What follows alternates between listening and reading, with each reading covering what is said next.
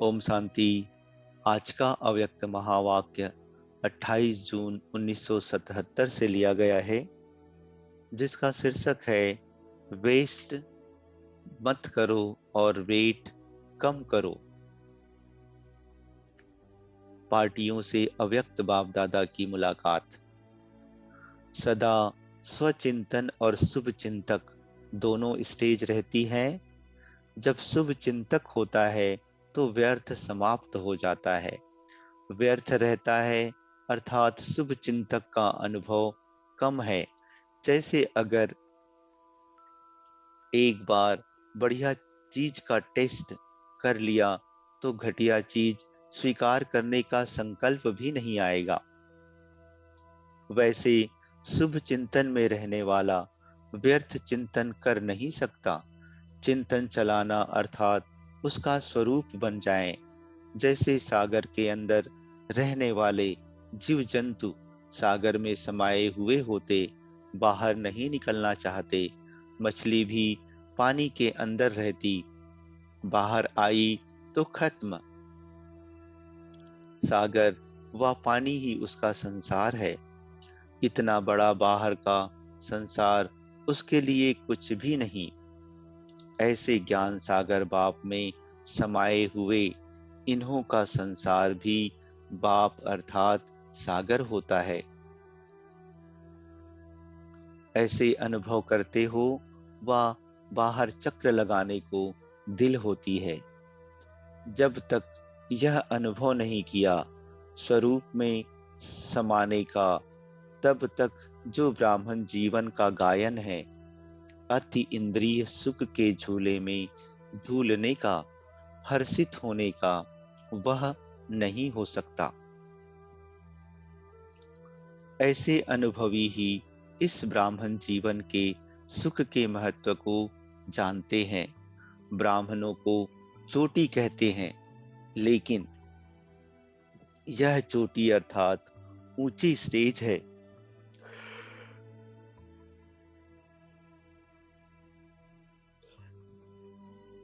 अगर यहां तक नहीं पहुंचे तो विजय का झंडा कैसे लहराएंगे? ऊंची चोटी पर जाकर झंडा लहराएंगे तो विजयी कहा जाएगा। वर्तमान समय का पुरुषार्थ क्या है? सुनना, सुनाना, चलता रहता। अभी अनुभवी बनना है। अनुभवी का प्रभाव ज्यादा होता। वही बात अनुभवी सुनाए और वही बात सुनी हुई सुनाए तो अंतर पड़ेगा ना। लोग भी अभी अनुभव करना चाहते। योग शिविर में विशेष अनुभव क्यों करते? क्योंकि अनुभवी बनने का साधन है। सुनाने के साथ अनुभव कराया जाता है। इससे रिजल्ट अच्छी निकलती है। जब आत्माएं अनुभव चाहती हैं तो आप भी अनुभवी बनकर अनुभव कराओ। अनुभव कैसे हो, उसके लिए कौन सा साधन अपनाना है? जैसे कोई इन्वेंटर अर्थात आविष्कारक, वह कोई भी इन्वेंशन निकालने के लिए बिल्कुल एकांत में रहते हैं, तो यहाँ की एकांत अर्थात एक के अंत में खोना है। तो बाहर की आकर्षण से एकांत चाहिए। ऐसे नहीं सिर्फ कमरे में बैठने की एकांत चाहिए, लेकिन मन एकांत हो।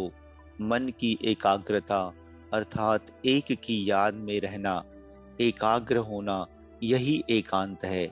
एकांत में जाकर इन्वेंशन निकालते हैं ना।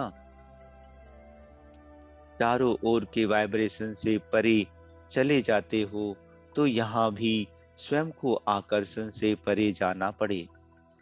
ऐसे भी कई होते जिन्हें एकांत पसंद आता। संगठन में रहना, हंसना, बोलना ज्यादा पसंद नहीं आता।